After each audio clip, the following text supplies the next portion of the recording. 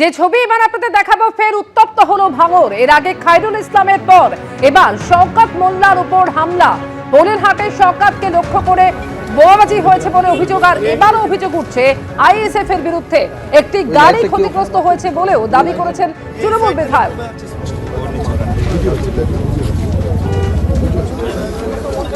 ঘটনাস্থল থেকে দুটি তাজা বোমা উদ্ধার করা হয়েছে। সরাসরি কথা বলবো, রঞ্জিত হালদার এই মুহূর্তে রয়েছেন আমাদের সঙ্গে। রঞ্জিত, এর আগে খায়রুল ইসলামের উপর হামলার অভিযোগ ওঠে, আর এবার শওকত মোল্লা, ঠিক কি ঘটেছে, কি অভিযোগ করছেন তৃণমূল বিধায়ক?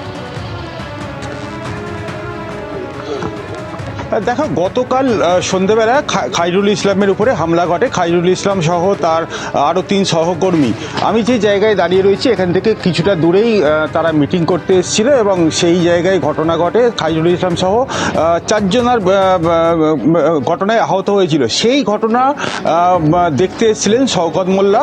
গতকাল রাতে হাসপাতালে যান এবং তার সহকর্মীদের দেখার পর এই যে আমি দাঁড়িয়ে রয়েছি পোলেরহাট থানা, এই থানায় অভিযোগ দায়ের করেছিলেন। সেই খায়রুল ইসলামের উপরে হামলার ঘটনার প্রেক্ষিতে আইএসএফের বিরুদ্ধে অভিযোগ ছিল, সেই ঘটনা নিয়েই লিখিত অভিযোগ জানিয়েছিলেন এই পোলেরহাট থানাতে। তারপর এই থানা থেকে যখন তিনি বেরিয়ে যান এখান থেকে একেবারে ঢিলছোড়া দূরত্বে, সেই সময় তুমি জানো যে শওকত মোল্লার জেট ক্যাটাগরি সিকিউরিটি নিয়ে তিনি এখান থেকে যখন যাচ্ছিলেন, সেই সময় তিনি যেটা অভিযোগ করছেন তার গাড়িকে লক্ষ্য করে বোমাবাজি করা হয়। পরপর একাধিক বোমাবাজি করা হয়।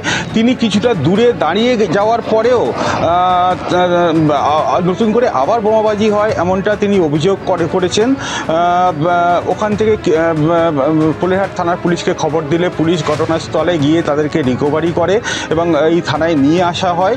তারপরেও থানা যখন আসে তারপরেও বোমাবাজি হয়েছে, আইএসএফের বিরুদ্ধে অভিযোগ। ঘটনা ঘিরে কিন্তু রীতিমতো চাঞ্চল্য ছড়িয়েছে। পোলেরহাট থানায় গোটা বিষয় নিয়ে অভিযোগ দায়ের করা হয়েছে এবং ঘটনার তদন্ত শুরু করেছে পুলিশ। একেবারে আইএসএফের বিরুদ্ধে সরাসরি অভিযোগ করেছেন শওকত মোল্লা। তবে ঘটনার কথা একেবারে এই যে শওকত মোল্লার উপরে হামলার ঘটনা একেবারে কিন্তু আইএসএফের পক্ষ থেকে অস্বীকার করা হয়েছে।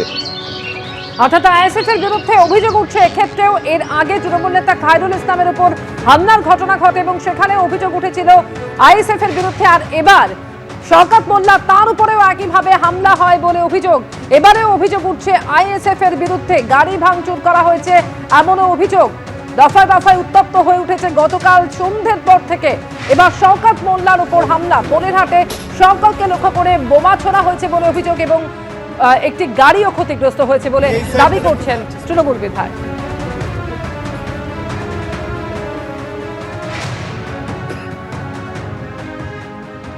আজকে সন্ধ্যায় আমাদের পঞ্চায়েত সমিতি কর্মাধ্যক্ষ, আমাদের দলের নেতা খায়রুল পোলেরহাট 2 দক্ষিণ গাজীপুরে ওখানে একটা মিটিং করতে আসে। সেখানে মিটিং চলাকালীন ইলেকট্রিক অফ করে দিয়ে ওদের উপর আক্রমণ করে। খায়রুলের নিজে ইনজিওর হয়, আরও আমাদের 4 জন ছেলে ইনজিওর হয়, গাড়িও ভাঙচুর হয়।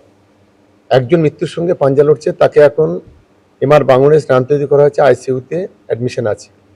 এই ঘটনা ঘটার পর আমরা জিরানগাছা হসপিটালে আসি এবং সেখান থেকে পোলেরহাট থানায় আমরা এফআইআর এর জন্য এখানে আসি। এখান থেকে এফআইআর করে যখন আমরা ফিরছি, থানা থেকে 500 থেকে 700 মিটারের মধ্যে আমার গাড়ি লক্ষ্য করে বোম চার্জ করে। সেই গাড়ি, আমার গাড়িটা এগিয়ে চলে যায়, পিছনের গাড়িতে বোমটা লাগে এবং গুলিও চালায়। এবং আমরা সঙ্গে সঙ্গে কিছুটা ওই সিটের সাইডে আমরা আত্মরক্ষা করি। তারপর সঙ্গে সঙ্গে থানায় ফোন করি, বড়বাবু সঙ্গে পুলিশ বাহিনী নিয়ে সেখানে উপস্থিত হয়। পরবর্তীকালে সেখান থেকেও আরও 2খানা লাইভ বোমা সেখান থেকে পুলিশ রিকভার করে। সম্পূর্ণ আইএসএফ আশ্রিত সমাজ বিরোধীরা, নওশাদ সিদ্দিকী একটা ভণ্ড পীর, সেই পীরের উস্কানিতে এই ধরনের আমাদের উপরে আক্রমণ করছে। শওকত মোল্লার উপর হামলা, তার আগে ঠিক সন্ধ্যেবেলা কি হয়েছিল গতকাল ভাঙড়ে? ভোটের আগে উত্তপ্ত হয়ে উঠেছিল ভাঙড়। আক্রান্ত হন তৃণমূল নেতা খায়রুল ইসলাম, তার উপর হামলা করা হয়, গাড়ি ভাঙচুরের অভিযোগ ওঠে। আহত তৃণমূল নেতা খায়রুল ইসলাম সহ 4। আর এক্ষেত্রেও আইএসএফ এর বিরুদ্ধে হামলার অভিযোগ তৃণমূলের, যদিও তৃণমূলের সেই অভিযোগ অস্বীকার করেছে আইএসএফ।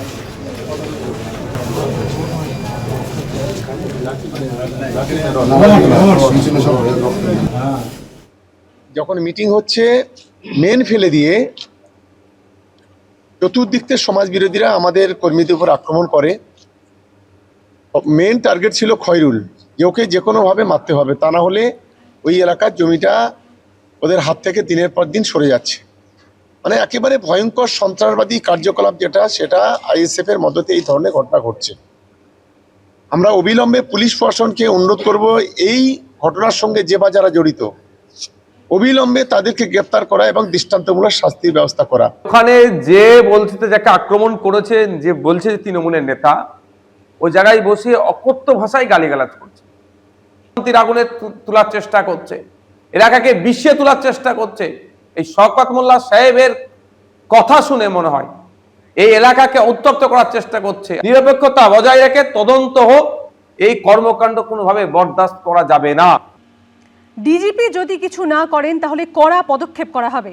এসআইআর মামলার শুনানিতে শুক্রবার রাজ্য পুলিশের ডিজিকে এভাবেই কড়া বার্তা দিয়েছে সুপ্রিম কোর্ট। এর পাশাপাশি যে অভিযোগগুলো এসেছে এবং কী ব্যবস্থা নেওয়া হয়েছে তা নিয়ে ডিজিপিকে অতিরিক্ত হলফনামা দিতে বলেছে সর্বোচ্চ আদালত।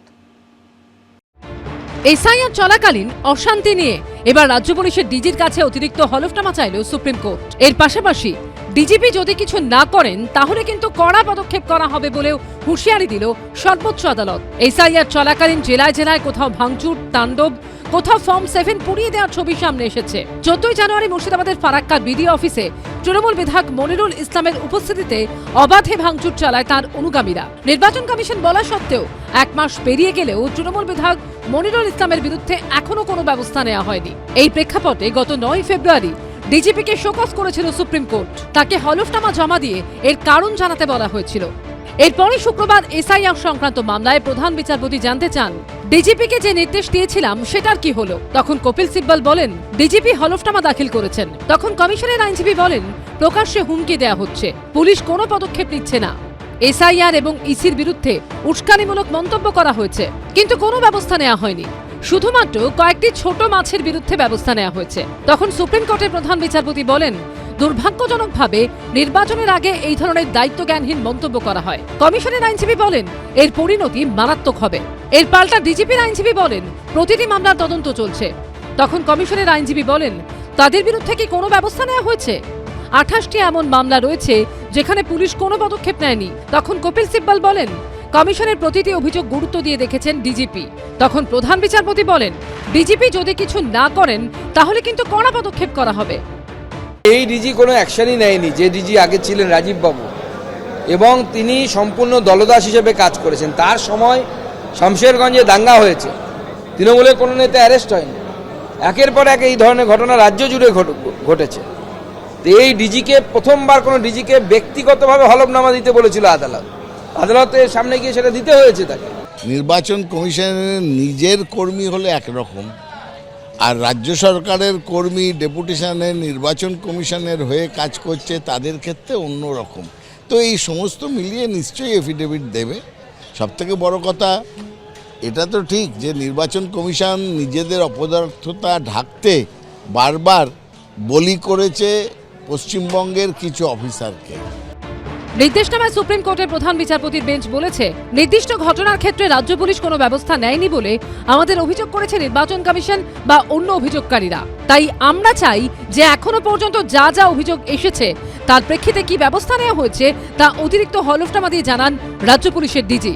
সৌমিত্র রায় রিপোর্ট, এবিপি আনন্দ। এবিপি আনন্দ, এগিয়ে থাকে, এগিয়ে রাখে।